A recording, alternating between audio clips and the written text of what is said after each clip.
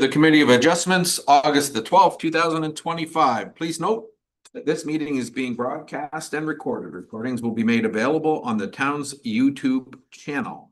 I would remind all of those that are here, please put your cell phones on mute or vibrate.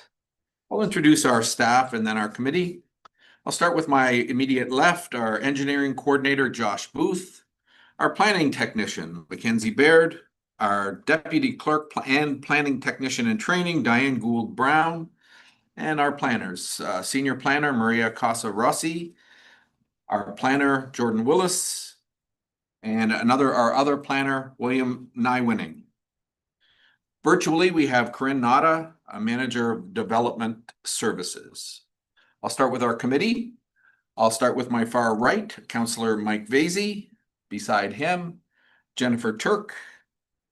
Over to my left, Deputy Mayor Nettie McEwen, and to her left, our committee member Les Goldhawk. And I am Bruce Moulton, and I am the chair of this committee. I'll start. Also remind our committee, if you have any pecuniary interests, please report them at the appropriate time. It's from the last meeting. I have a motion by Nettie McEwen, seconded by Les Goldhawk, that the minutes of the regular Committee of Adjustment meeting held July 8th, 2025 be approved as presented. Any issues with the minutes? All those in favor? This carried.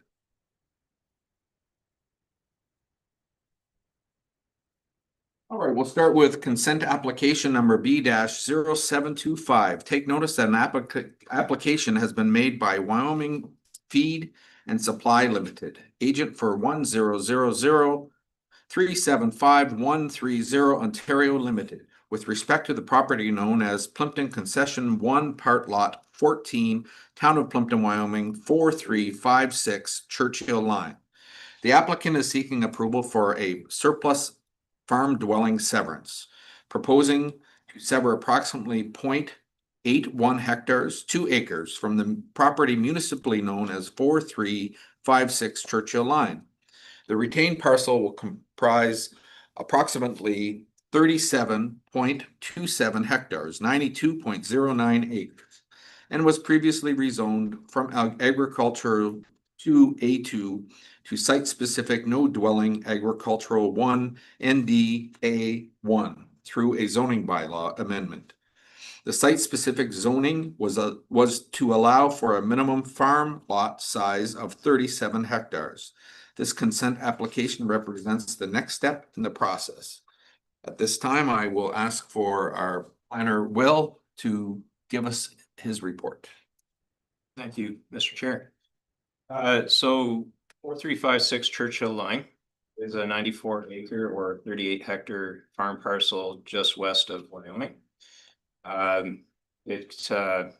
The application is to sever a parcel of 102 meters frontage and 79 meters depth, so 0.8 hectares or 2 acres. It would contain all the buildings on the property, being the existing farmhouse, and a detached building of approximately 3,400 square feet and about 22 feet in height, 6.7 meters in height, and 316 meters squared. The retained parcel would be reduced from 94 acres to 92 acres. So that would be a result of 37.26 hectares approximately. This parcel is designated restricted agriculture in the town official plan. Provincial policy, county official plan, local official plan, they all permit the severance of a surplus farm dwelling. The town official plan has a unique policy in that the province requires that on the retained farm a house be prohibited.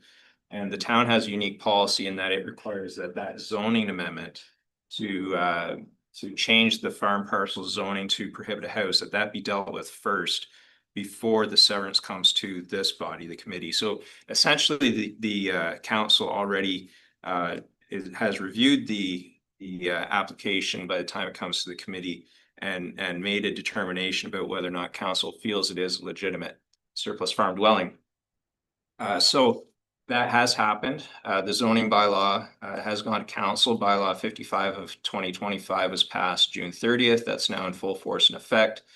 And council passed that bylaw with the support of staff to determine that the property was a legitimate surplus farm dwelling severance.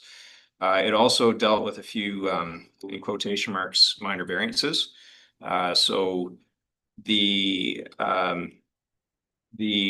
severed lot was rezoned, or the proposed severed lot was rezoned to a A2 bracket 1 zone, so restricted agriculture zone exception number 1. So it's the same as other A2 zones, except that it allows an accessory building with a 6.8 meter height and 325 meter squared lot coverage. This basically addresses the existing building on site, which is larger than would normally be allowed in an A2 zone if someone on a residential lot came in and asked for a building permit. So that recognizes the existing building. The farm portions of it are zoned woodlot, and that doesn't change. The balance of the farm was zoned from an A2 zone to an NDA exception 1 zone. So that zone is like the existing A2 or previous A2 zone, except that it prohibits a house and that it allows a 37 hectare minimum farm lot size, whereas 38 hectares is normally required for that A2 zone. So that minor reduction in the minimum size was deemed appropriate. So we produced report SR 25-125 for that council meeting. That's attached to your agenda for background. As part of that, we received comments from a number of agencies. Some received as part of the zoning amendment, some received as part of the severance application notification. I just want to run through the conditions of consent that are recommended. So our recommendation is that the application be approved. Condition 1, that a septic assessment be completed to the satisfaction of the County Lambton Development Services Department, and that if the existing septic system is not in compliance with the Ontario Building Code, a septic system permit be obtained and a new system be installed, which includes all required inspections. And 2, that the septic system location be included on the survey, plotted on a copy by the owner, and a copy provided to the County Building Services Department for the property file. So it's my understanding that the applicant anticipates that they'll be installing a new system. But this condition would address that and address County of Lambton plumbing comments. Condition 3, that the applicant obtain a change of use permit for the existing agricultural storage building to a residential storage building. That also is from County Building Services with respect to OBC comments, just to recognize that building is changing from an agricultural building to a residential building.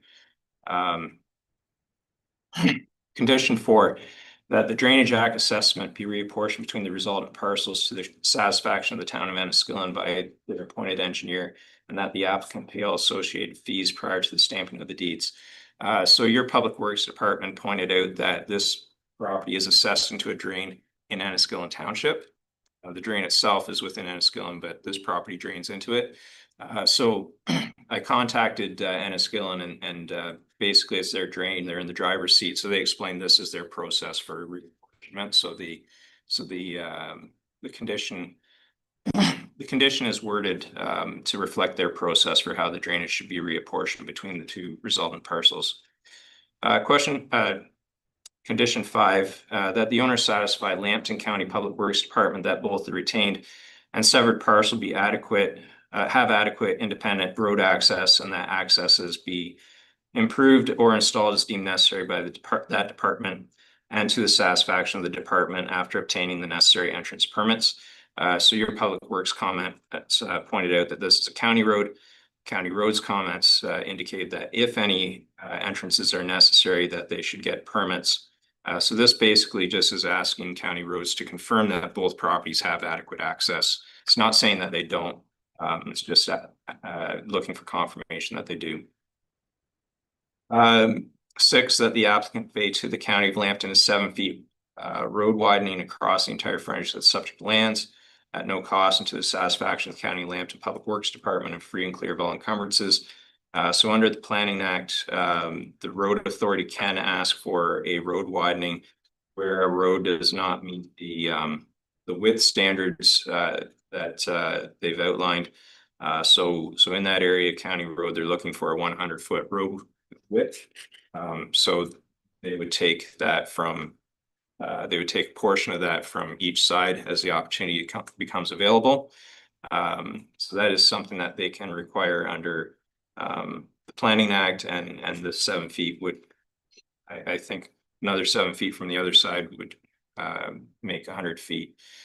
So that creates a situation of now you're displacing some land from the proposed severed lot, and it doesn't meet the minimum lot size anymore. So the condition 7 is saying that the location and or the dimensions of the severed lot should be adjusted to the extent necessary to accommodate the road widening while maintaining a lot area of 0.8 hectares. So that it still meets the minimum size, but that the east lot line of the severed lot be placed no further east than proposed in the applicant's sketch. That is because there is a livestock barn to the east. The MDS is met as is outlined in the report to council. But if the lot were shifted further that way or widened out to try to adjust for this road widening, that may put us into the MDS setback. So condition 7 addresses that. Condition 8, that the County of Lambton Public Works Department review and approve the draft reference plan respecting the road widening prior to the reference plan's registration. That reflects a request by County Roads just to make sure that the road widening is as ended. Condition 9 regarding the reference plan will be submitted. 10 regarding a copy of deed being submitted. 11 regarding any severance fees being paid, including water frontage fees if applicable, and 12 regarding there being a 2-year period to complete consent. Those last conditions are all standard conditions. The last comment I'll make is there were 2 different versions of the draft reference plan floating around out there, and just to be clear, the one that is what is officially proposed is the one that includes the detached accessory building on the property. So that's a recommendation. Great, thank you. I'll refer to our applicants, Brad or Zach. Good evening. My name is Brad Zanting, representing the applicant in this case. I guess I think first off, I guess we agree with the approval. We think this makes a lot of sense. We do have some concerns with points 6, 7, and 8 conditions. And that's about the 7-foot road widening to the county.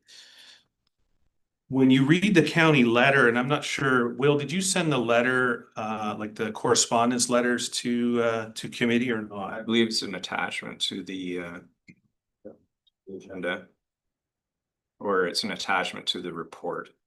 So we can get that if we need to pull it up, but I guess it says in conjunction with the County of Lambton's long-term goal. It's not a requirement. It's a goal to have a road widening. So that's the first concern, but where it gets a little stronger than that, I have done, I believe, 8 or 9 surplus farmhouse severances now in my little development career. Never once have I been asked to do a survey for a zoning prior to an application being complete. Both the CAO and correspondence from Corinne clearly, here's an email from Adam, Mr. Savansky. A survey will be required at some point in the severance. Providing with the zoning bylaw ensures the owner and the town understand the ramifications of the surplus farm dwelling severance early in the process. Dated November 15th, 2024. Many, many months ago. We also have correspondence from Corinne Nada. I'm not sure if she was the author or copy and paste. GIS shows there's 2 dwellings on the property and an abutting livestock operation at 4376 Churchill line that appears to be encroaching onto this. Survey is required to determine property line and facilitate MDS. Again, November 14th, 2024.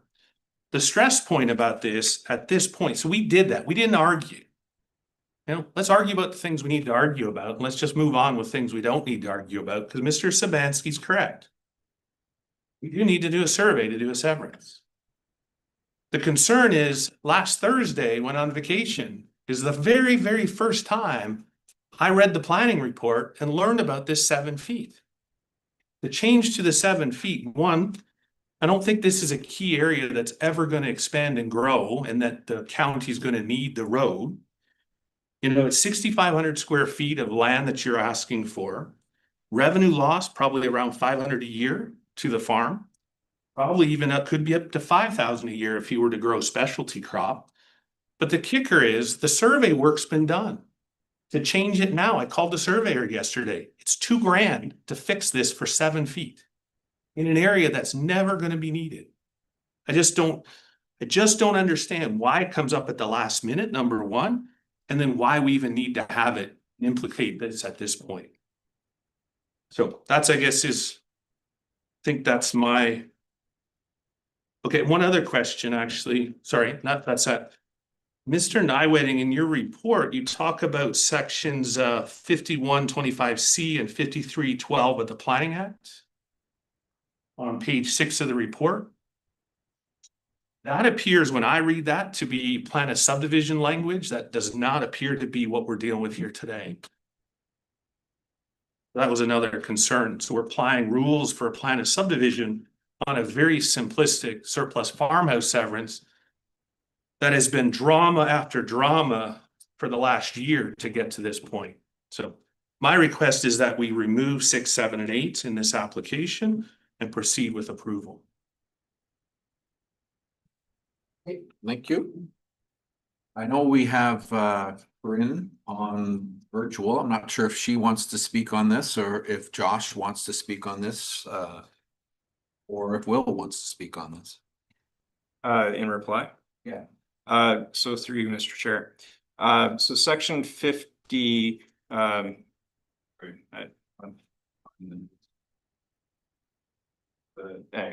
section reference, the one is from section 51 of the Act, and Mr. Zanting is correct. Those are provisions that with respect to plans of subdivision. The other one I quoted was from section 53, which basically says sections, whatever of the Act applicable subdivisions apply equally to severances. So that's why I referenced both of those sections. So it does apply to severances. With respect to the timing of it, County Public Works was circulated for comment through the normal notification process, and they identified that, and that is basically how those road widening needs arise. They're spelled out in the official plans what the required road widths are for arterial versus collector versus local roads.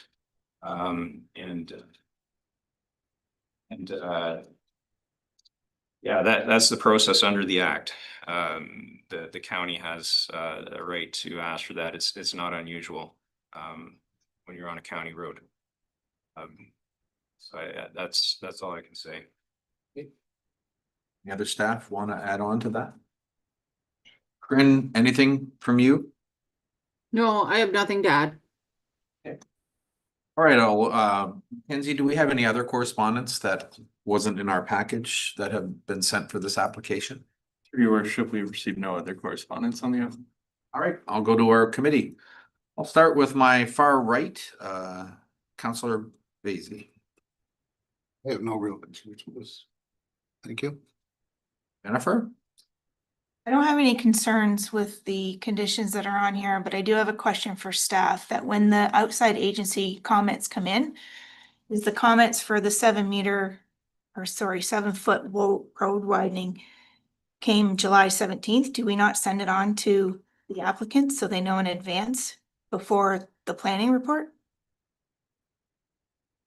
Or you just wait till the Thursday before and send it to the applicant?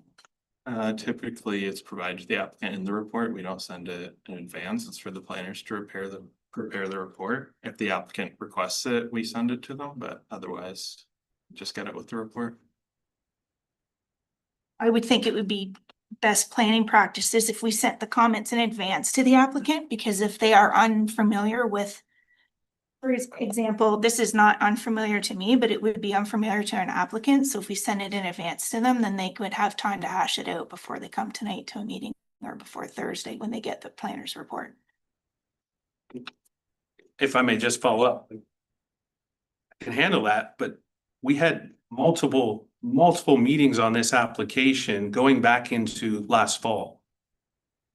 Like, it's not just last week that those comments, I don't understand why in the world it comes at the last minute. And we had to spend money to do a survey and now we're gonna burn another couple grand. I just don't think it's reasonable on a road we don't need. I understand where you're coming from, Brad, on the part of the, it's not really an issue. It's just when we go to circulate for outside agencies for comments, they're an outside agency for comments. So staff probably doesn't really know what the outside agency is going to comment on. So this is what comes out of the circulation to an outside agency. Yeah, I don't know what to tell you. I understand where you're coming from though. This one involved, you know, Adam dealing with previous legal counsel on the London line severance because nobody knew how to do this. It was so confusing. And then we throw this at the last minute. It just appears to be a very improper last minute add-on. It's just not correct. Is that it, Jennifer? Yeah, that's all I have. Deputy Mayor? No, I sort of have to agree the applicant with that particular thing. However, I do have a question. The Severance has a laneway.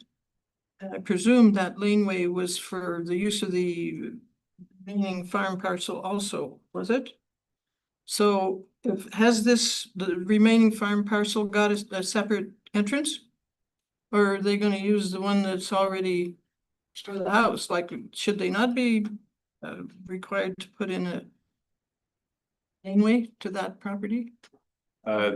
So that would be addressed It's in, through I condition, didn't read it. yeah, it was in the conditions, so. yeah, condition 5.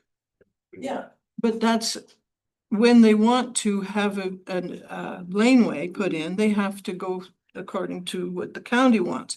I'm saying the laneway should be done before the severance is complete, because they're obviously going to sell this property, one or the other. And access should be available before it's separated.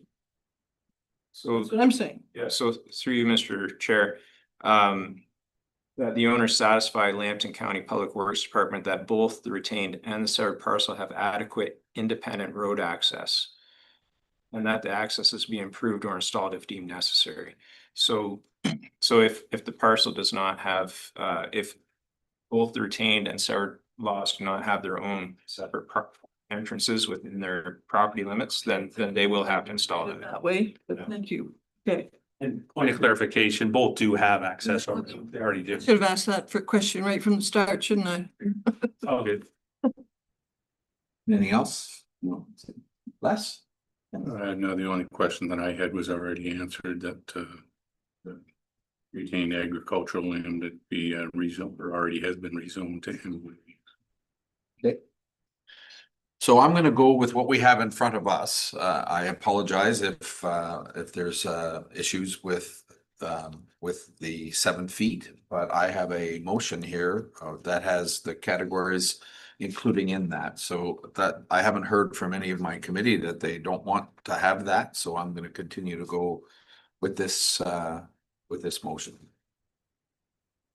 I got a motion by Mike Vasey, seconded by Jennifer Turk, that the report by Will Nywinning, Senior Planning Official, dated August 1st, 2025, be received in the consent application B-0725, requesting permission to sever a surplus farm dwelling from lands municipally known as 4356 Churchill line be approved, subject to the following conditions.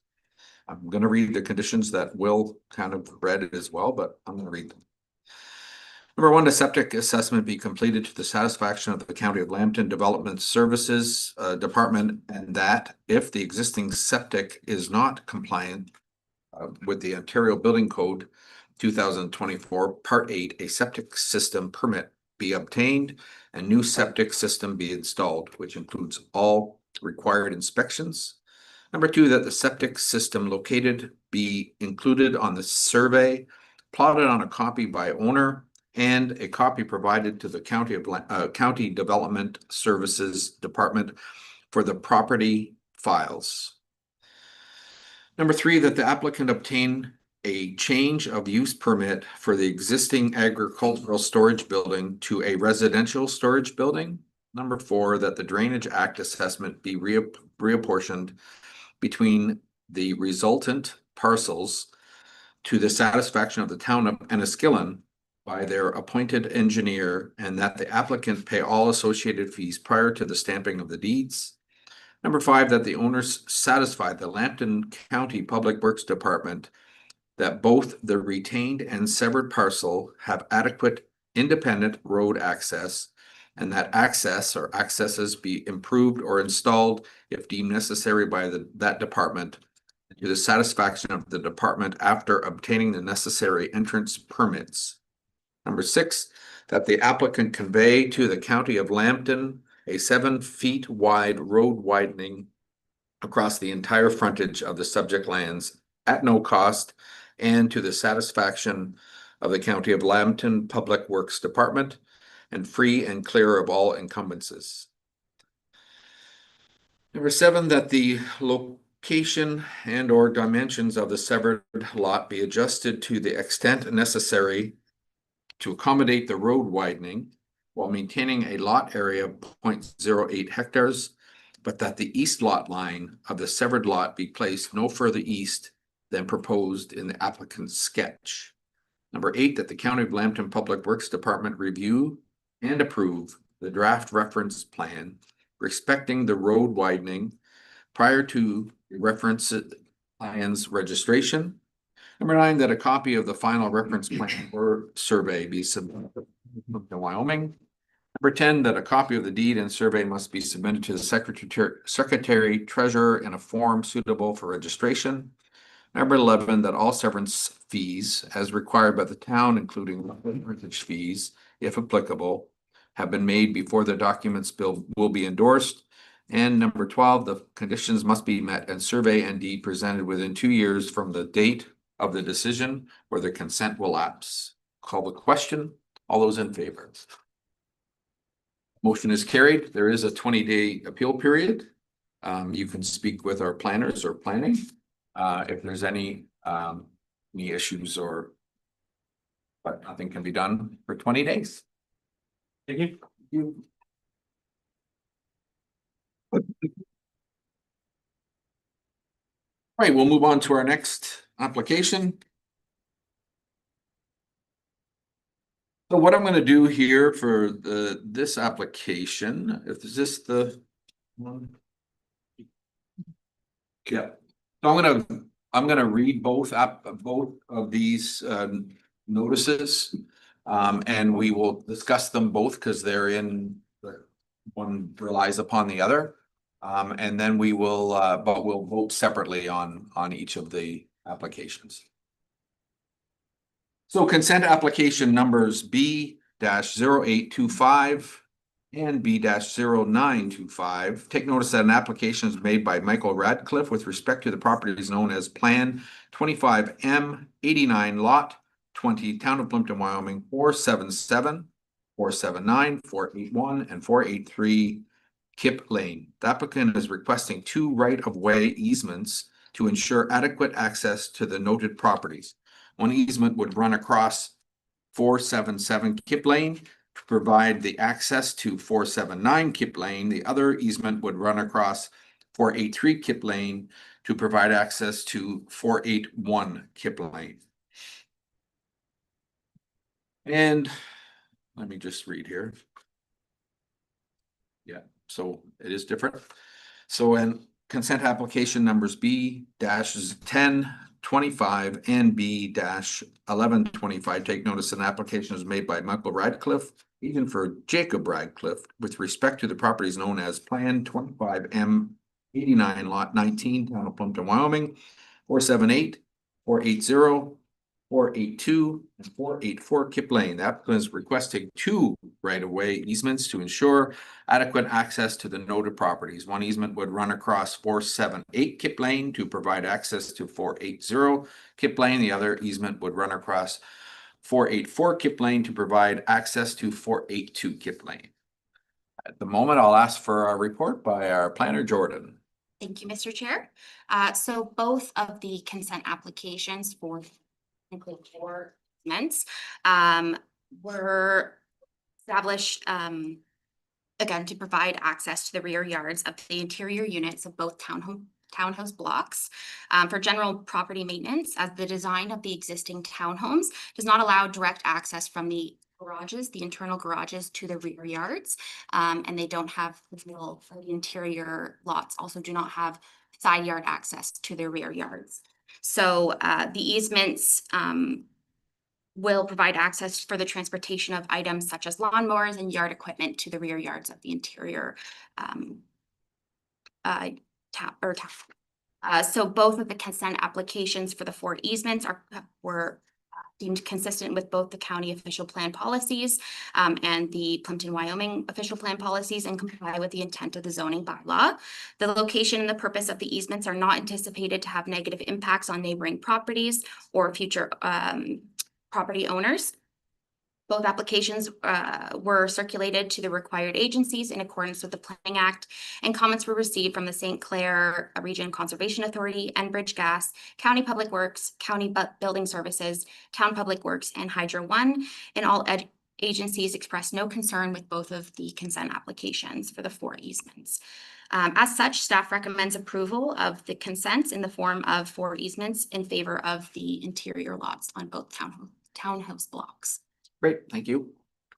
Anything to add? Nothing to add. Fairly self-explanatory. Okay. Any correspondence for that application, Mackenzie? Any other correspondence? The chair, we received no correspondence application. Okay, I'll start with our committee. Starting to my far left this time, Les. I don't have any issues with either one. No questions. Jennifer? I'm good. Mike? No, everything looks good. Well, this one's gonna go quick. So I am gonna read both. We'll vote on one, then we'll vote on the other. Okay. I got a motion by Nettie McEwen, seconded by Les Goldhawk, that the report by Jordan Wallace dated August 1st, 2025 be received, that applications B-0825 and B-0925 seeking to establish easements over 477 and 483 Kip Lane in favor of two interior lots for rear yard maintenance access be approved, subject to the following conditions: that all severance fees be as required by the town, including water frontage fees, if applicable, have been paid before the documents will be endorsed. Number two, that the two easements in favor of the middle parcels be registered on title. Number three, that a copy of the final RD plan or survey be submitted to the Secretary Treasurer in form suitable for registration. Number four, that a copy of the easement deed and survey be presented at the same time for stamping. Number five, that the easement areas are to remain unobstructed and free from any encroachments or fences. And number six, that the conditions must be met in the survey and deed presented within 2 years from the date of the decision, or the consent will lapse. I'll call the question. All those in favor? That is carried. And I have a motion by Les Goldhawk, seconded by Nettie McEwen. The report prepared by Jordan Wallace dated August 1st, 2025 be received, and that the consent applications B-1025 and B-1125 requesting consent to establish two easements over the lands known as 478 Kip Lane and 484 Kip Lane in favor of the two interior lots for rear yard maintenance access be approved, and subject to the following conditions. Number one, that the applicable severance fees required by the town, including water frontage charges, if applicable, are paid prior to the endorsement of the documents. Number two, that the two easements in favor of the interior lots be registered on title. Number three, that a copy of the final RD plan or survey be submitted to the Secretary Treasurer in a form suitable for registration. Number 4, that copies of the easement deed and survey be submitted concurrently for stamping. Number 5, that the easement areas are to remain unobstructed and free from any encroachments or fences. Number 6, that all conditions are fulfilled and that the required documents be submitted within 2 years from the date of the decision or the consent will lapse. I'll call the question. All those in favor? That motion is carried. So both motions were carried. As you heard before, there's a 20-day appeal period. During that time, if you need or have any questions, you can talk to planning. Okay, thank you.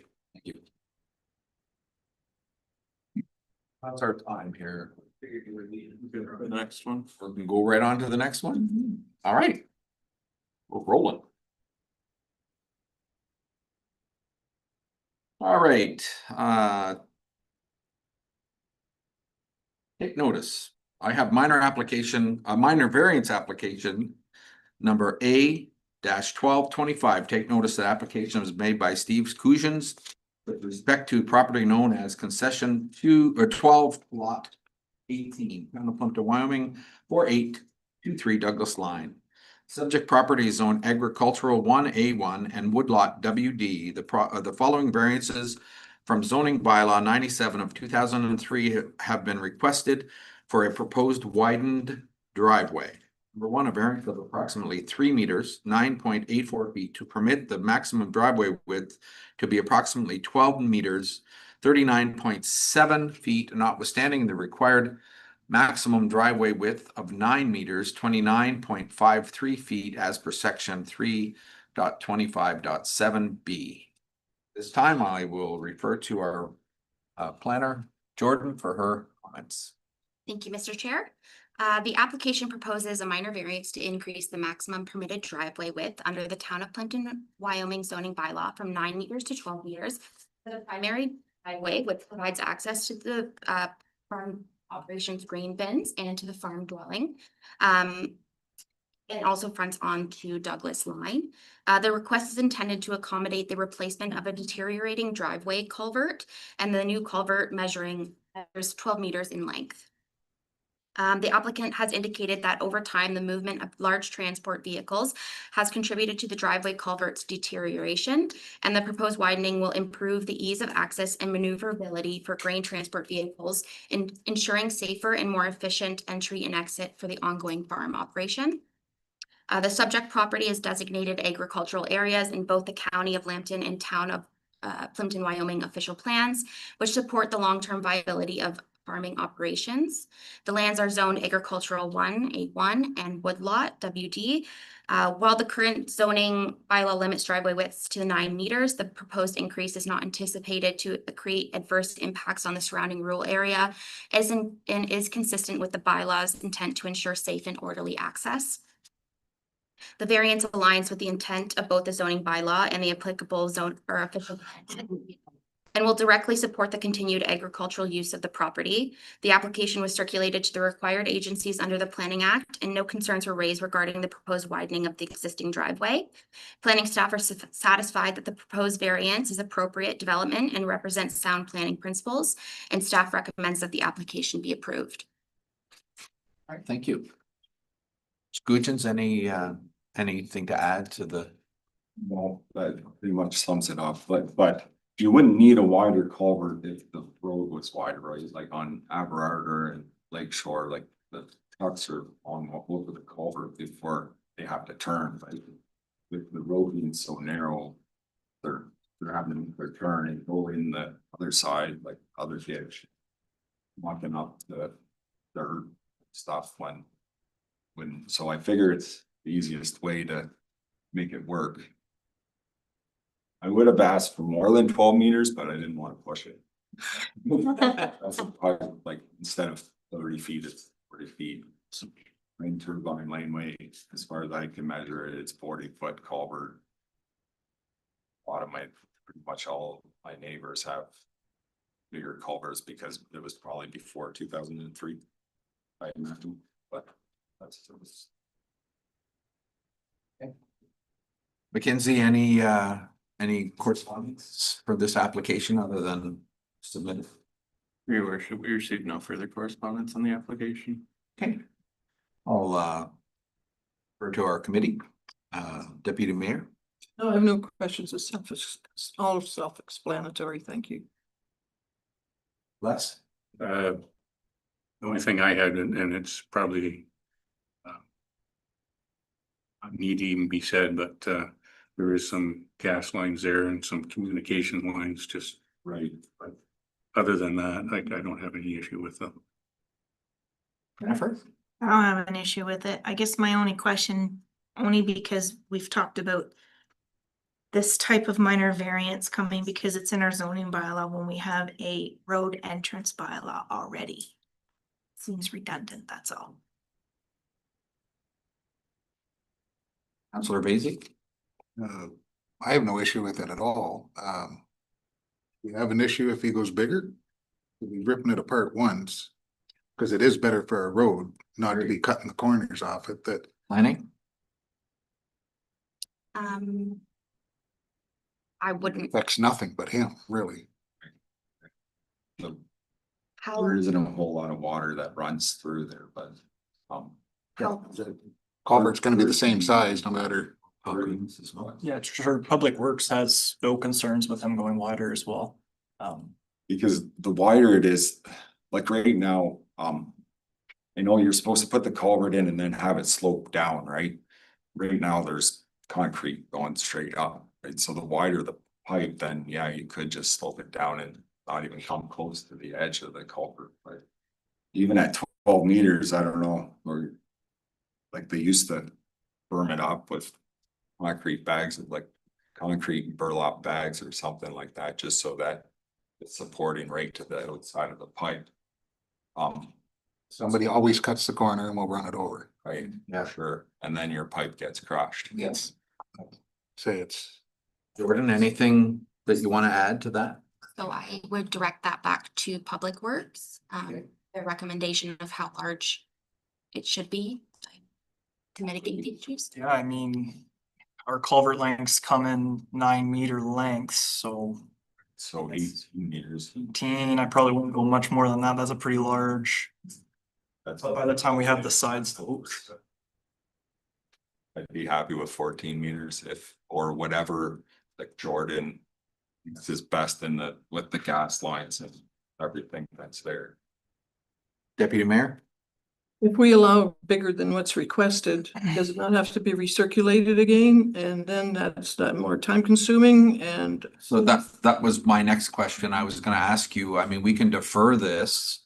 You can put in, it won't cost you any more money to put in an application, but our planning would have to put out the notices and whatnot to be able to do that. So is there a hurry to do this or?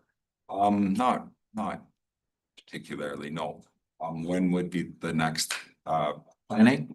Would it be September or would we be able to get it out as quick for September? If all it would be the, Terms of notice requirements, there wouldn't be any issue, like we should be able to circulate for comment and get notice out in adequate time. I'll refer to our planning staff if they feel they have the capacity to turn it around for September, or if it would have to be pushed later. Nettie has, Yeah, if we. Say if you're doing it once. We address this in our answer. Will that be sufficient? Because it's, and then we send that answer. We notify everybody who's been notified of the application. Would that be sufficient rather than go through another application? I'm in favor of that. Yeah. I am too, but I'm not sure if it's legal. think, Through you, Mr. Chair, it's a legislative requirement in terms of circulation. So, I think the best approach would be to follow that practice. I'm not aware that committee and any of the information that we have before us has the authority to make that change without that circulation. But certainly, as long as we're able to, if you would like to submit something that's revised, it will get recirculated again and might address some of the other concerns that committee has today as well, if it was to widen it. Right. I'm contemplating in my head, I'm pretty happy with 12 meters. That's like Yeah, I'm happy. Okay. Yeah, I'm happy. I'm happy. We like people that are happy. I have a motion by Les Goldhawk, seconded by Nettie McEwen, that the report by Jordan Wallace, planner, dated August 1st, 2025, be received, and that minor variance application A-1225 requesting relief from the town of Plympton-Wyoming zoning bylaw 97 of 2003 for the maximum driveway width permitted on a lot be approved, subject to the following condition. Number one, the new 12-meter, 39.37 feet driveway and driveway culvert shall be installed in accordance with the town of Plympton, Wyoming streets bylaw to the satisfaction of the town's public works department. I'll call the question. All those in favor? That motion is carried. As you've heard tonight, there's a 20-day appeal period. If you have any questions, you can talk to planning. Thank you very much. See ya. Have a good night. And what's our time? 5 minutes. Okay, we'll have a pause for 5 minutes before we hear our last application.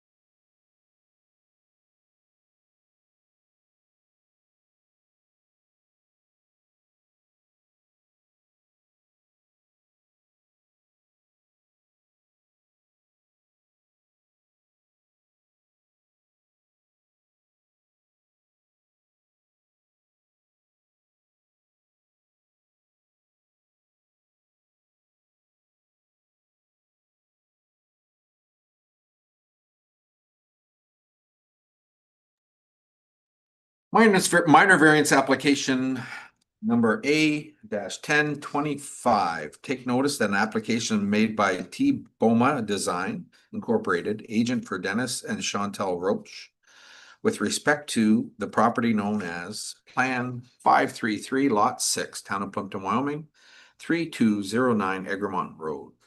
The subject property is zone residential 5 R5. The following variances from zoning bylaw 97 of 2003 have been requested for a proposed second accessory dwelling.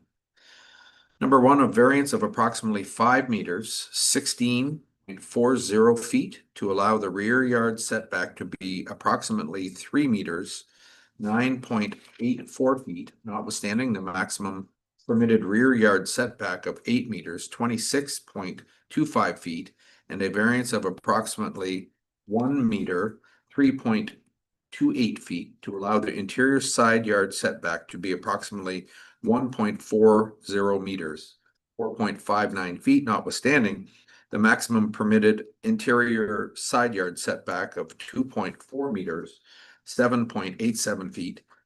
Maximum setback provisions as per section 3.8 subsection R and table A. Number two, a variance of approximately 57.9 square meters, 623.23 square feet, to allow maximum gross floor area of an accessory dwelling to be approximately 103.90 square meters, 1,118.37 square feet, notwithstanding the maximum permitted gross area of an accessory dwelling of 47 square meters, 495.14 square feet as per section 3.8 subsection 1. Number three, a variance of approximately 14% to allow the gross floor area of the second accessory dwelling to be equal to approximately 44% of the main dwelling, notwithstanding the maximum allowance of the gross floor area of a secondary accessory dwelling to be equal to 30% of the main dwelling as per section 3.8 subsection K.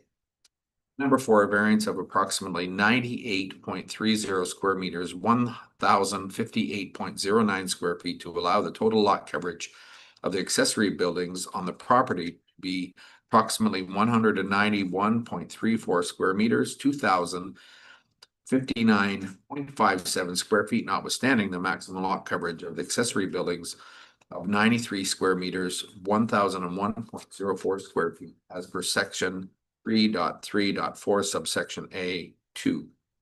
This time I'll ask our planner, Maria, for her report. Thank you, Mr. Chair. Staff have reviewed the application in terms of the legislation and zoning bylaws in place. And staff are unable to recommend approval for the application based on this review and based on the 4 tests for my. I can't hear you, sorry. Sorry, I'll speak a little louder. Staff have reviewed the application in relation to the legislation and policies and zoning bylaws in place for this proposal. And the policies and regulations in place do not support the proposal as presented by the applicants. The Planning Act does support the creation of additional dwelling units. The responsibility to develop policies and implement zoning bylaws regarding the location, size, and scale of additional dwelling units rests solely with the municipality.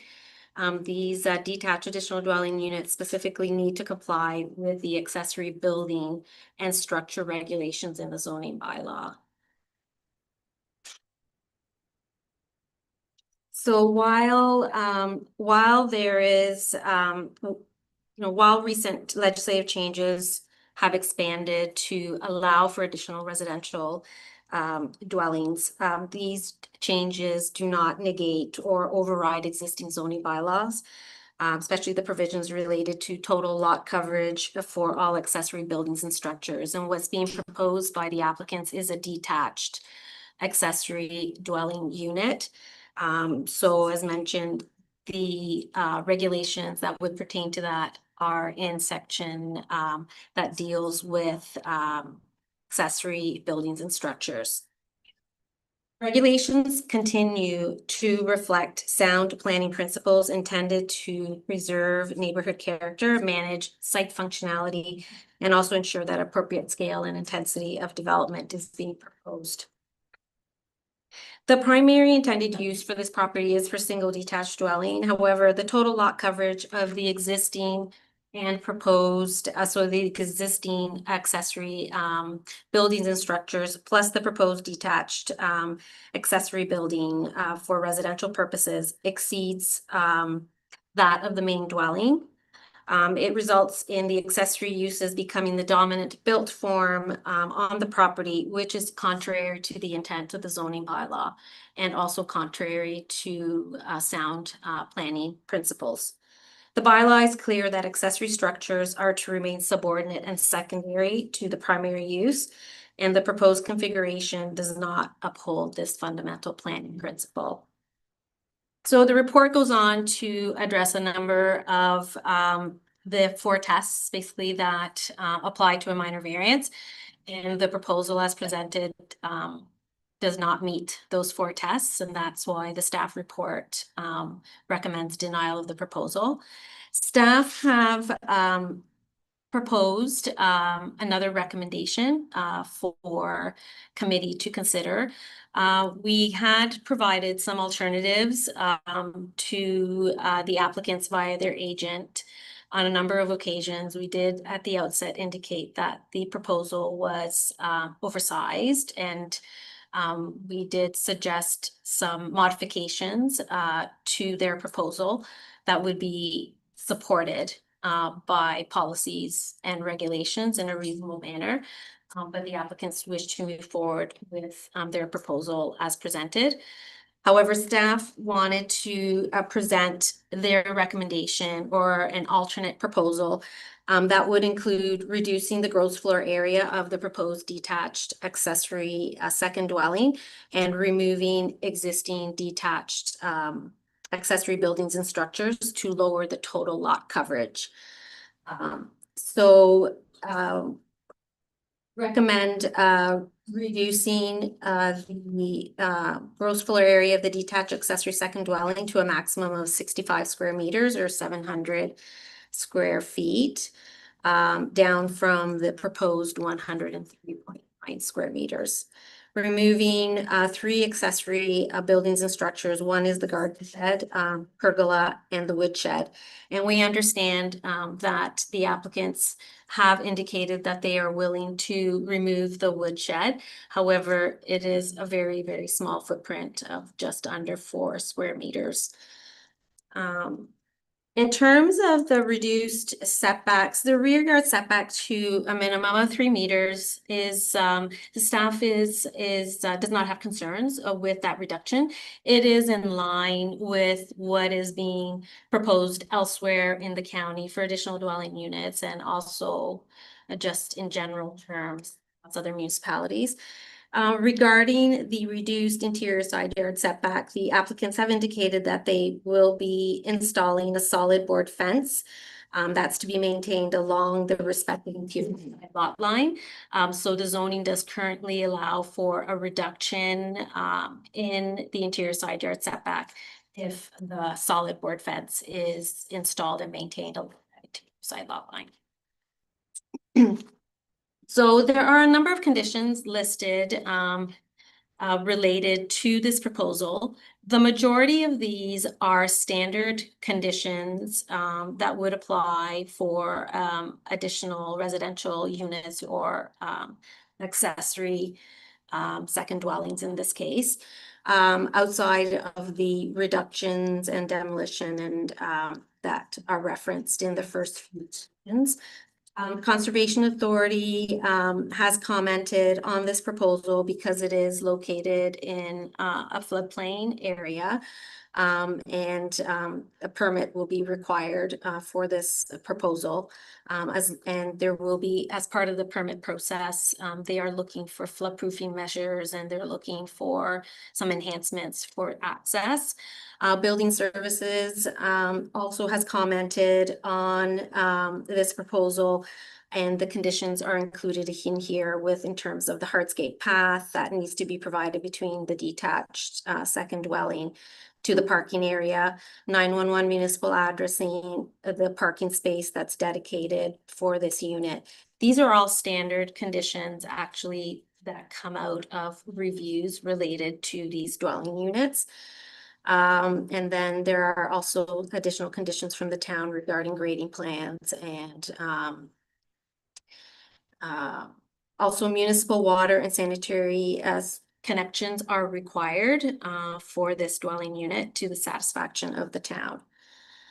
In terms of the accessory second dwelling cannot be severed onto a separate parcel, and the accessory second dwelling also cannot be used as a short-term vacation rental. And this is in line with the town's official plan policies as they relate to short-term vacation rentals. But also the purpose of the legislation for additional residential units is to provide to increase housing supply and to the intent has never been to provide temporary housing. It's always meant to increase housing supply, even for long-term rental scenarios. So that's why this is included. It's in official plan here at the town, but it's also in line with the intent of the Planning Act changes. Okay, thank you, Maria. I'm not sure if Travis is on or Mr. or Mrs. Roach. I'm not sure. You just got on, I believe. So do you want him to speak on your behalf or? Yes. Travis, you're live. I am here. Thank you. Thank you for this opportunity. I wish I could be there in person, but we'll do it this way. So just a couple of things to go through. Maria noted that there's not a concern with the rear yard setback, but we just wanted to make sure that we were trying to create some privacy between the units.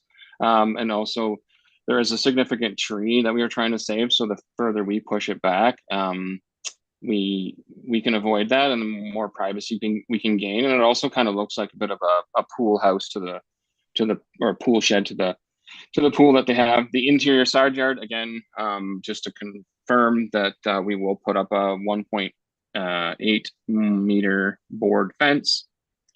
Just to give you some numbers as far as it relates to the gross floor area maximum for an ADU.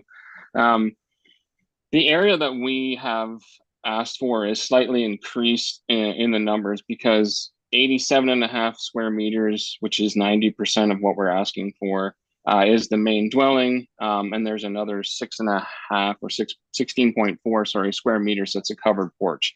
So potentially only 90% of this area, or what's considered as an ADU, of the whatever we're over, is only actually the main living space. So to remove one bedroom, so to make this only a 1-bedroom unit, would be reducing it by I approximate about 15.5 square meters.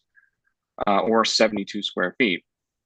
Also, to make you aware of the max being 46 square meters is 495 square feet. So essentially 22 feet by 22 feet, which in my opinion is really not that large of a space. I did go through the Ontario Building Code as it relates to minimum square footages.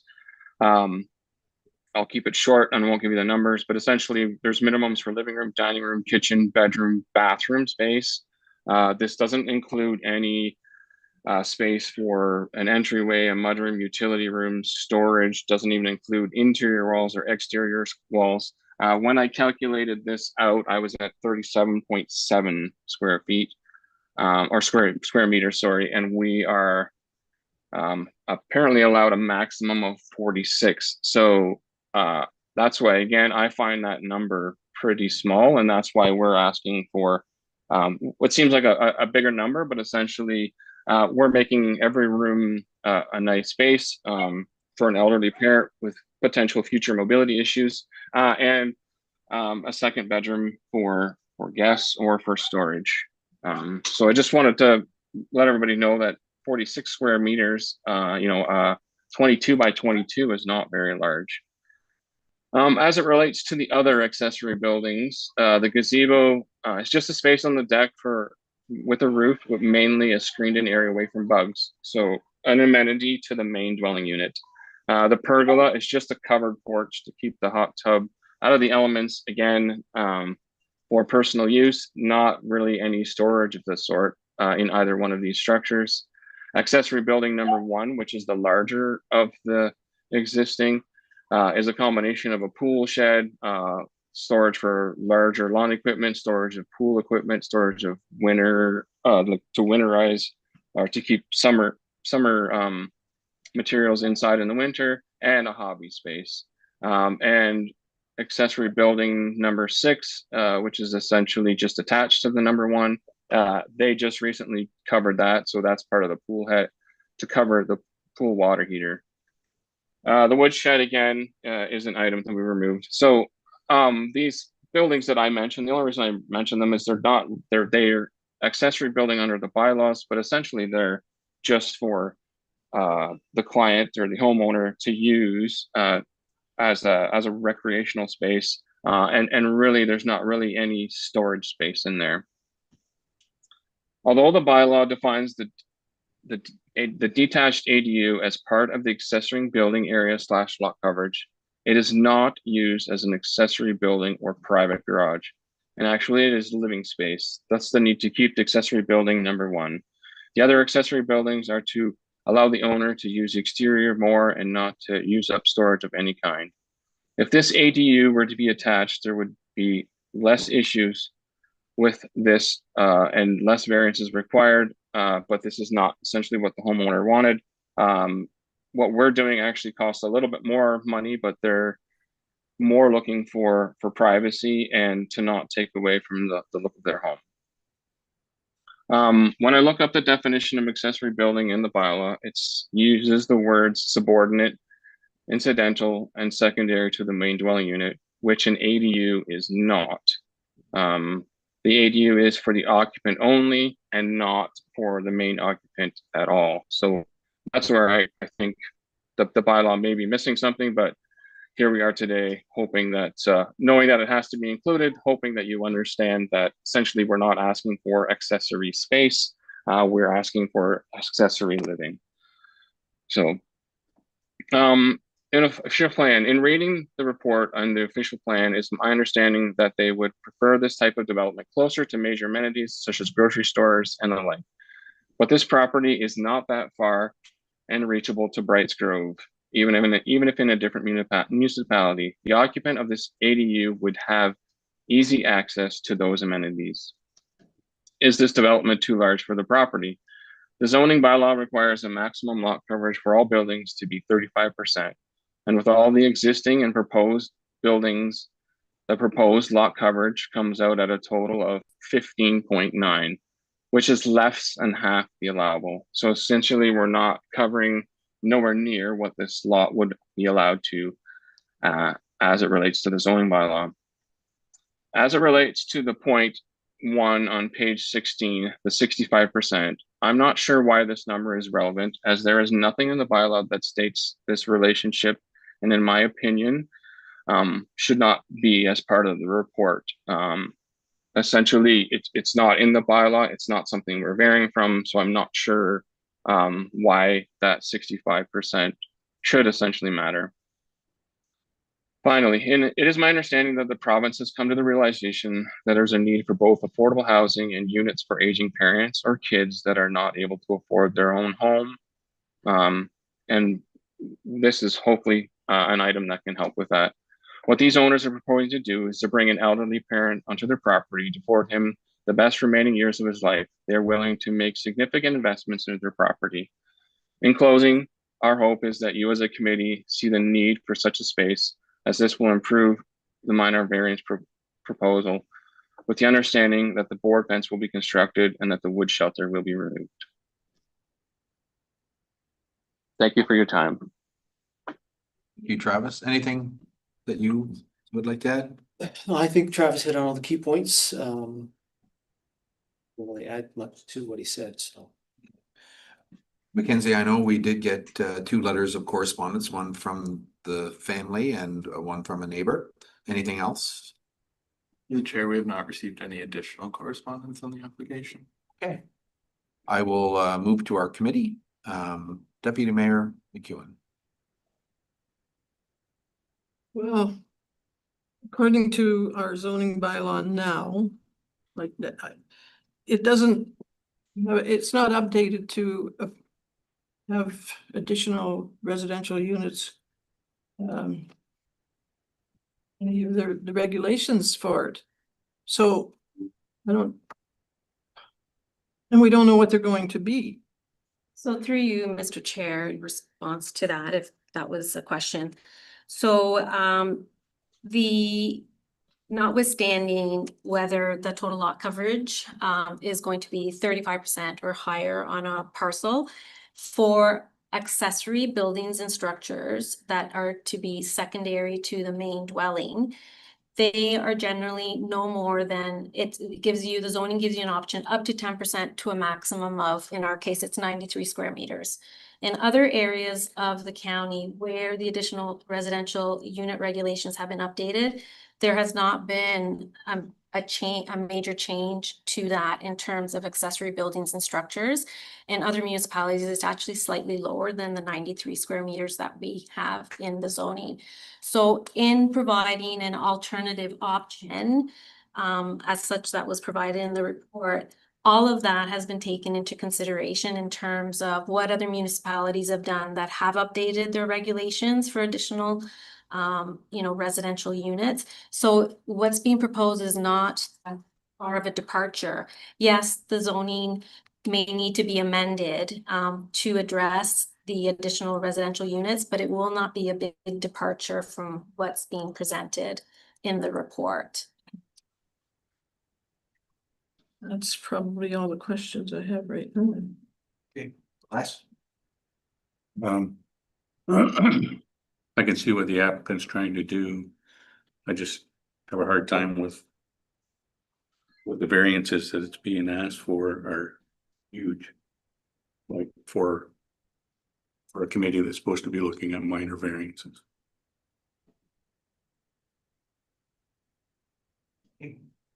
Jennifer?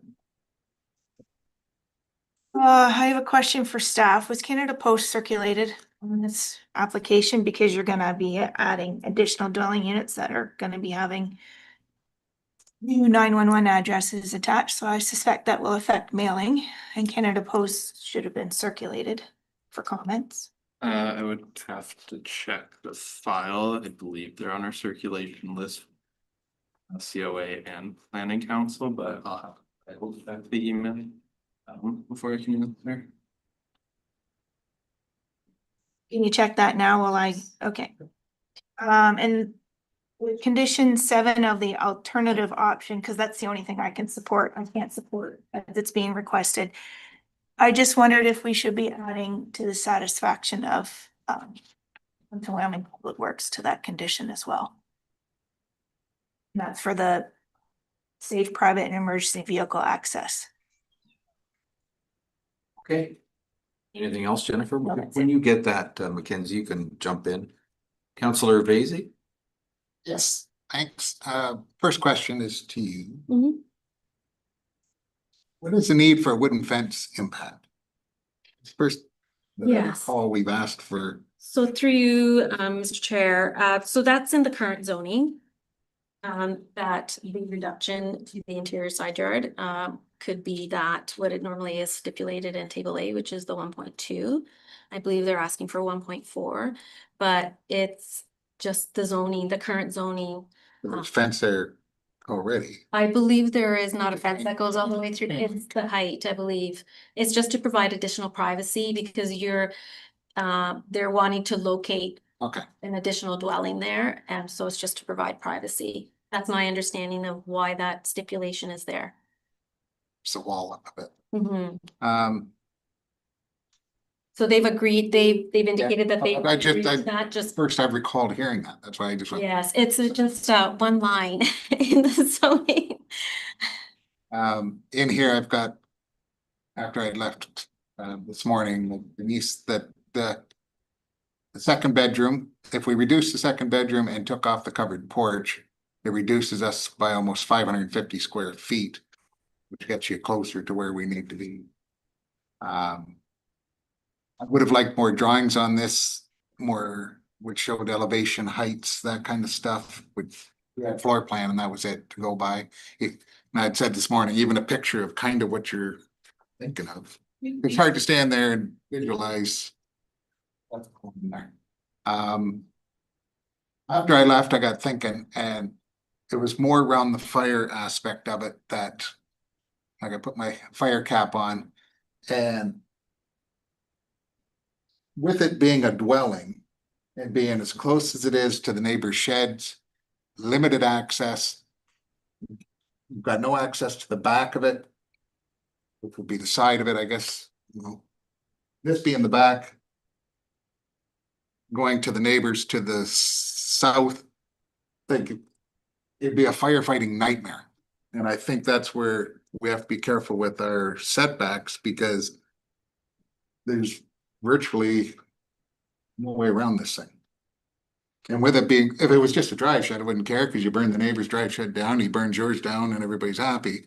But now we got Garfield in the middle of it, that you have to be careful. I'm surprised fire hasn't commented on this. I don't even see that they got it or got back. But I think you'll find when you get to the next step, when building permit and he gets involved, that's going to become a huge issue. Because I know just even the little project we're doing across the street, it got moved away from the building another 4 meters, so it's up to 18 meters away from the building because of fire, and there's nothing in it but a roof. So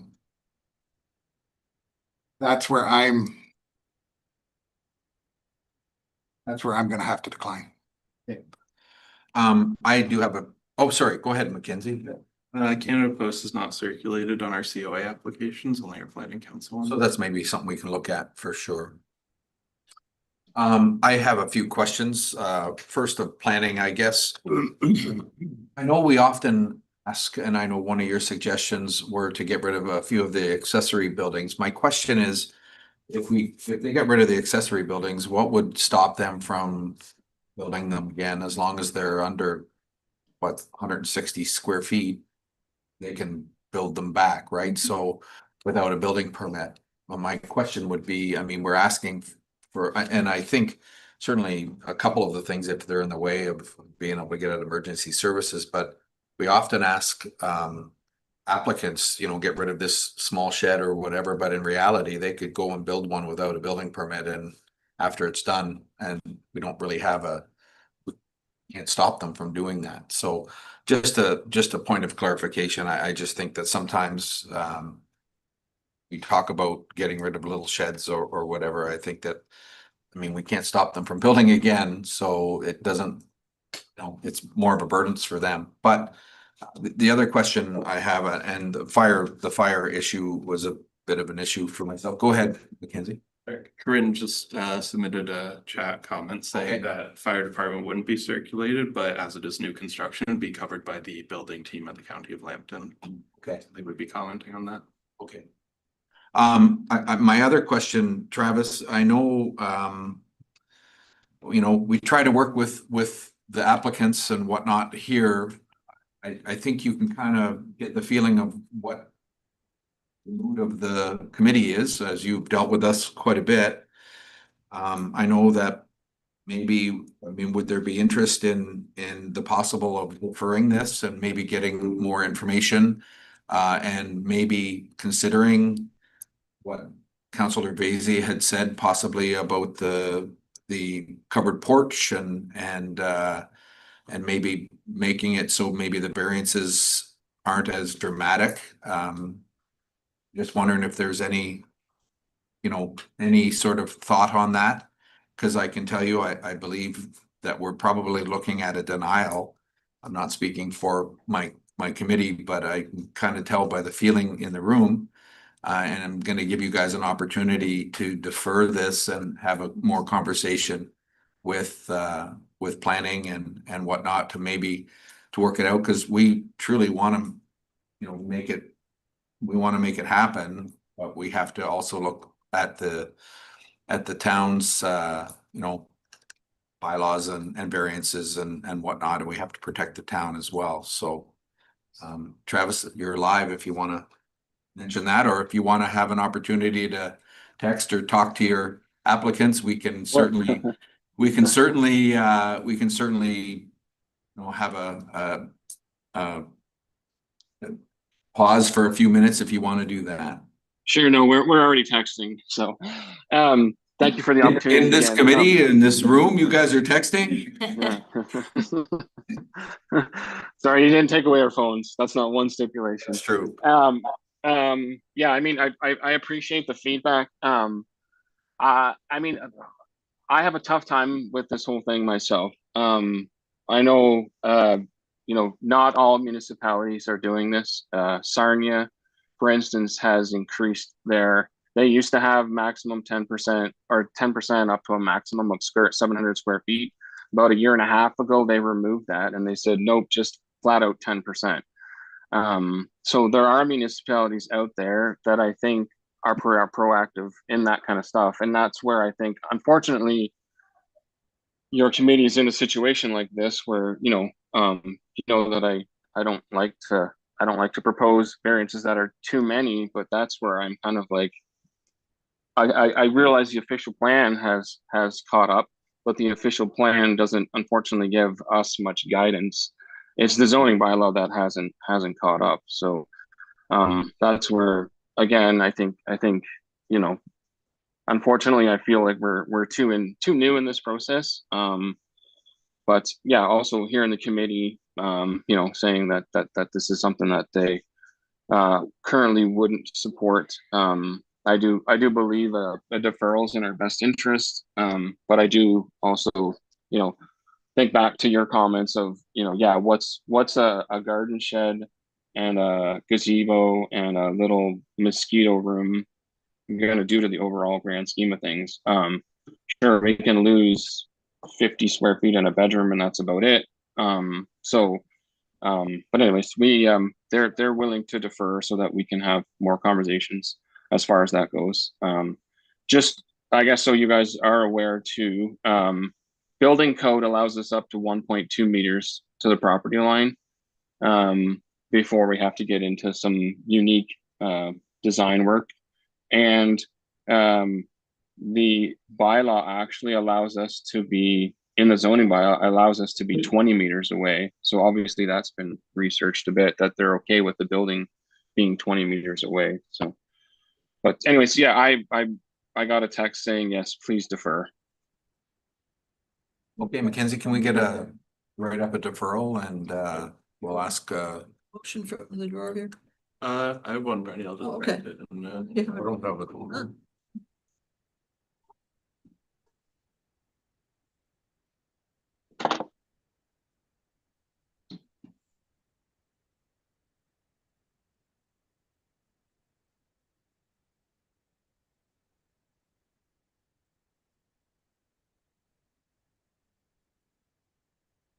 Basie's on his calculator, so that means. Maria, did you have any comments after? Yeah, sorry, Maria, I didn't give you the opportunity. It's all right. So through you, Mr. Chair, it's just that the biggest concern really at this point is the combined total existing and proposed accessory buildings and structures on the property. Each municipality, you know, has its own zoning bylaws that deal with these types of structures. Staff are not saying that an additional dwelling unit in a detached structure, that it's not permitted.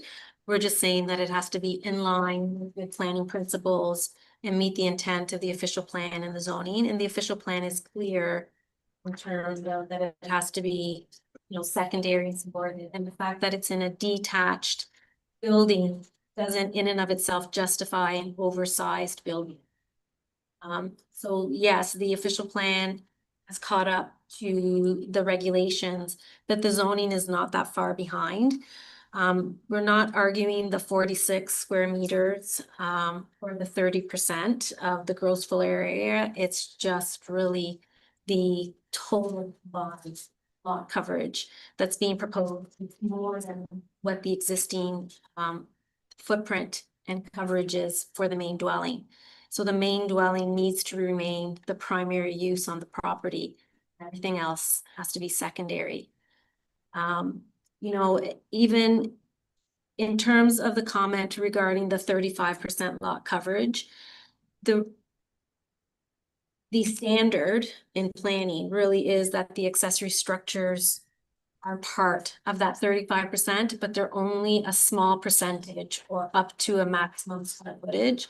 So you will find whether the lot coverage is 35, 30, or 45, it's still the accessory buildings and structures only form a portion of that. And it's usually up to 10% or up to a maximum square footage that's outlined. So sometimes the 10% could be lower than the 93 square meters, but they allow for the greater of. So that's really the crux of the concerns with the proposal. I hope that we are able to work with the applicants on, you know, modifying their proposal so that it is more agreeable, but the recommendation that's been put forth is actually over 30% more than what's permitted in the zoning. And I think that that is really a reasonable approach. It's a little bit more, we looked at that in terms of what committee has been allowing in terms of accessory buildings and structures when people are coming in with requests for minor variances. So we thought that we were being very reasonable in the amounts that we were proposing. 65 square meters is about 700 square feet as well. So, you know, and the removal of the accessory buildings and structures that were proposed, they're in line with what committee has directed or the conditions that have been imposed on others who have come in with requests for larger accessory buildings and structures.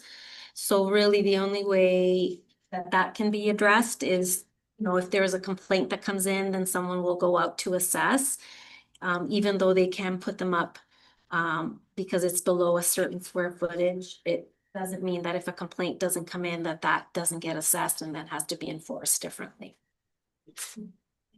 Thank you. Any other questions before I read the motion?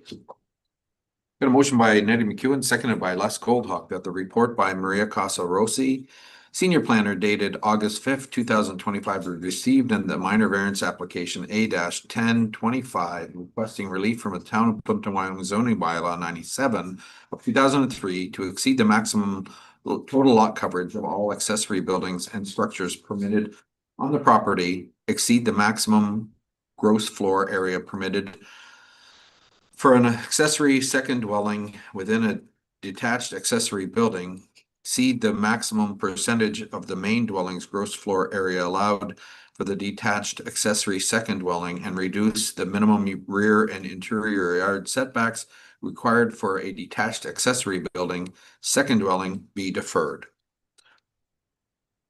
Call the question. All those in favor? That motion is carried. Hopefully you guys can work with planning and with Travis and whatnot and hopefully we'll see you again. Thank you. Meanwhile, you've got a bedroom for Mr. Pardon me? Meanwhile, have you got a bedroom? Yeah. Small one, but. You offering? No. Yeah. All right, I'll move on to our committee, our business, old business, our comprehensive zoning bylaw amendment. I know tonight we had a couple that we maybe wanted to talk about. I think certainly Jennifer, just for planning, I guess that's not really part of the comprehensive zoning bylaw, but Jennifer, I guess to our post office and postal, whatever, we could probably look at something like that to be sending out. And the other one that was kind of up tonight was the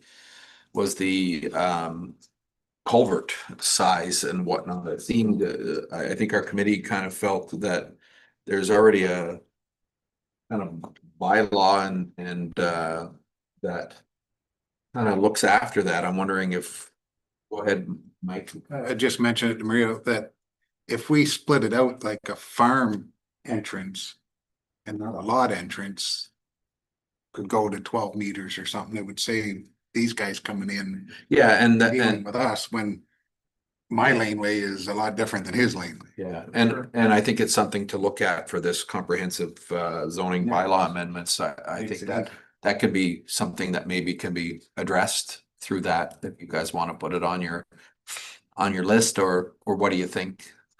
Yes, I think that that's a reasonable consideration. I think what I had suggested to Mike was that we would have discussions with Public Works here at the town. Yeah. To see how they would like that to be developed. And I think that we'll have some internal discussions about that. And so we've got to leave that really up to Public Works to give us guidance on what they'd like to see. So I think it's a reasonable request, but I'll defer to discussions with them on that. Jennifer? One more thing I just thought of with adding Canada Post, maybe we should include our fire department on our circulation notices for instances such as this, so then they can provide comment. They foresee any issues. I think they are, aren't they? Not COA ones, but we can include them. Oh, okay. Desired. Yeah, I think, cause I think they're gonna find when they get to the next step. No, they are actually on COA ones. I thought they were on. Will just opted not to provide comment on this one, but they are on COA ones. However, Building Services has provided their comments. Yeah. So Yeah. they have reviewed. Les?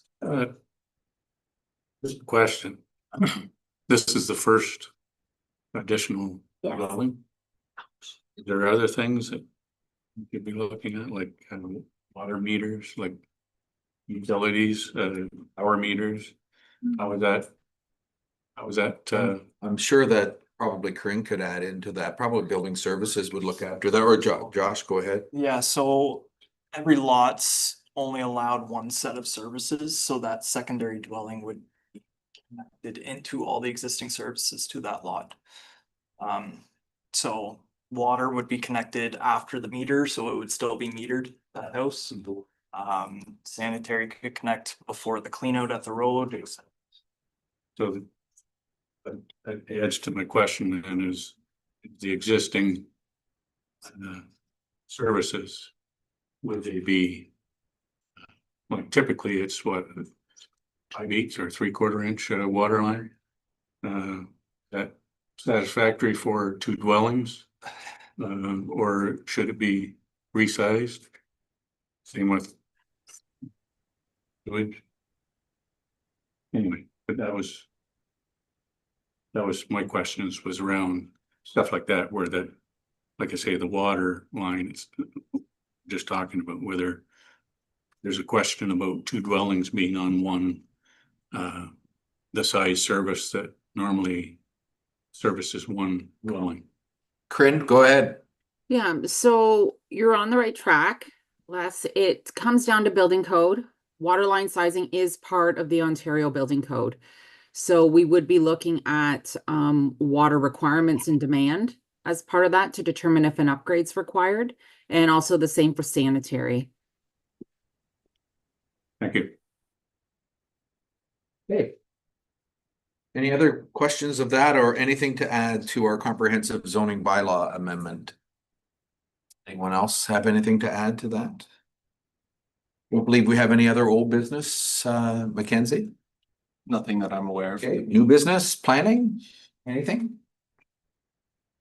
Not at this time. I actually have just one question. So as we're going through this comprehensive zoning bylaw amendment, is there something the committee would like us to consider in terms of for accessory buildings and structures? Are you, on the applications that you've received so far, is the 93 square meters, which is about 1,001 square feet?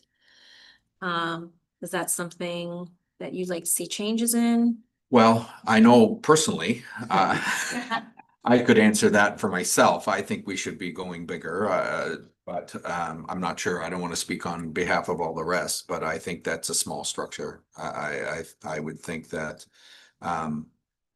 back in the day when all of the rules were made, I think that it was to kind of stop people from having businesses and whatnot in their garages and whatnot. And I think in the new times that we're in now, it's more of a meeting place and a place for guys and girls to hang out. It's part of the house. It's just to get away from either the kids or the wife or whatever. And it's, people tend to have people, yeah, big sheds are not, for me, not as big an issue. I think certainly a 1,000 square feet isn't that big of a shed. And I think that we often see people, I think there's got to be a limit. There's no doubt about it. But I believe if the height is okay, and if if you don't have any variances, you have the lot coverage and whatnot, I think it makes a difference depending on again, your lot size and whatnot. We've done,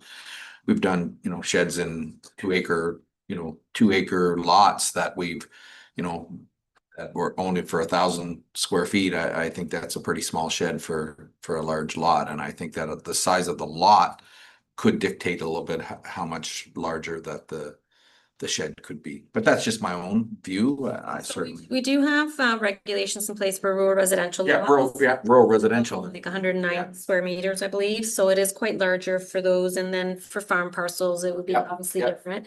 I think with the residential lots, we just have to kind of keep in mind, they are urban residential lots. So, and then there's always the question of, even if we were to raise it to just the flat 10%, that could become even larger than the main dwelling, right? In terms of the footprint.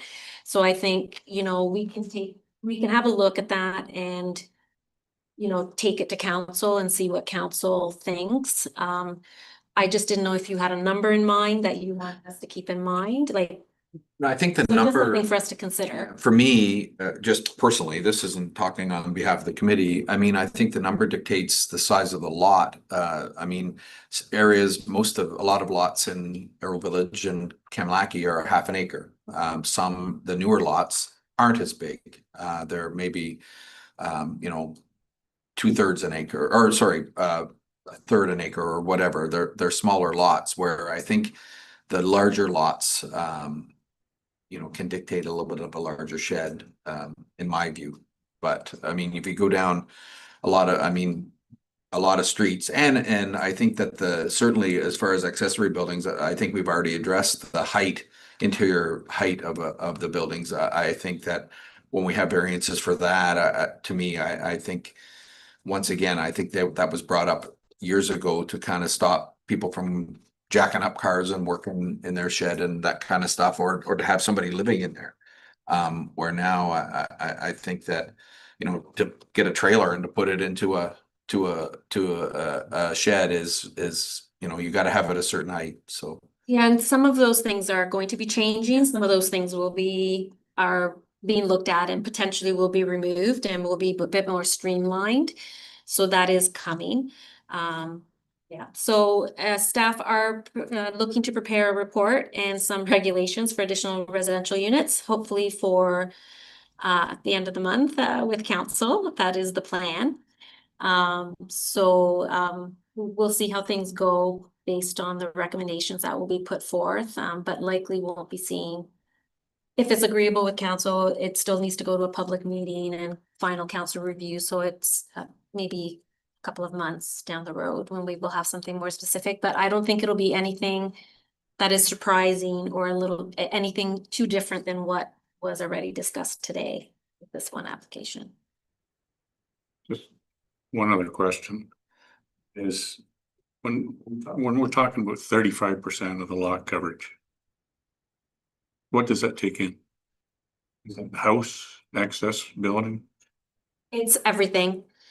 So in the case of additional residential units, as an example, the province has mandated that for parcels where there is an additional residential unit to be constructed, it can go up to 45% lot coverage.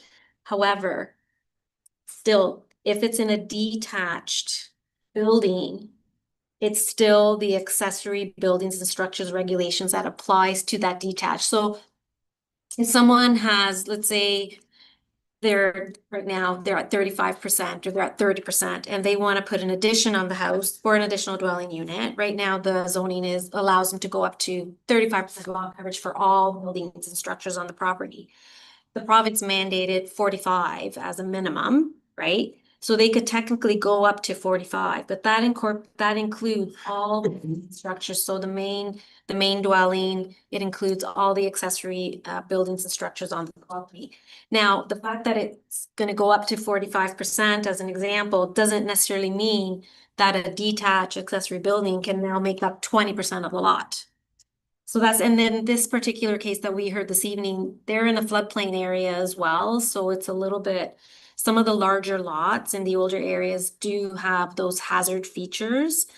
So, like the official plan doesn't really allow for additional residential units in hazard areas, but there's nothing in our zoning that allows us to implement that, right? And that's also going to likely change. And so we take our direction from the Conservation Authority. If they say, yes, we can support that based on, floodproofing or any other measures that they require, then we can support that planning side, because we also don't have anything on the zoning like regulation side that allows us to implement that or restrict that. Okay. I hope I've been giving you too much. Any other questions for planning? Oh, Jennifer? Yeah, sorry. I'm gonna email you our bylaw as in Lambton Shores bylaw, because we deal with using it, and we also deal with accessory buildings, lot coverage and height in a residential area. So Will has been very involved in that process with the ADUs, so he would be a very good resource to help get Plympton-Wyoming. Yeah, and we've discussed this particular one for this evening. We've discussed internally. Will and I have discussed it. So again, I've been looking at the regulations in other municipalities. So this wasn't. Yeah, it's like, we tried to be very reasonable in terms of what we were proposing to try to help them. It's just they wanted something specific and they didn't feel they needed to modify. And I understand that, but we're trying to find a reasonable solution for them. There were some other options that we had discussed. Again, they could have done an addition. They even mentioned that this evening they could have done an addition. They also have an attached garage that they're not using as an attached garage, and that would have been actually perfect because the cars park there, the access, so there were a number of different things. So now we've opened the doors for them Yes, to have that discussion for sure. Hopefully it'll be a positive outcome. Yeah. All right. So we're still on new business. Anything from, so I asked planning, I asked anything from staff? I suppose this is my last. I got that covered, yeah. So next meeting, Diane will be transitioning into the planning technician role, so she'll be taking over for September on. Well, certainly on behalf of the committee and myself, thank you, Mackenzie, for giving us the time. You've been nothing but professional, and we certainly wish you the best of luck in your endeavors in the future. And thank you very much. It's been a pleasure to work here and with the committee and everything. It's been an experience. So they did it cool. Good. With your beard, we can't see tongue in cheek. I didn't go through our committee. Any new business, Les? Nettie? Jennifer? No. And Mike? Sure. Josh, anything for you? Nothing for Okay, me. and nothing for me. So I have a motion here by Mike Vasey, seconded by Jennifer Turk, that the Committee of Adjustments meeting be adjourned and next meeting be scheduled for September the 9th, 2025 at 5:15. All those in favor? That motion is carried.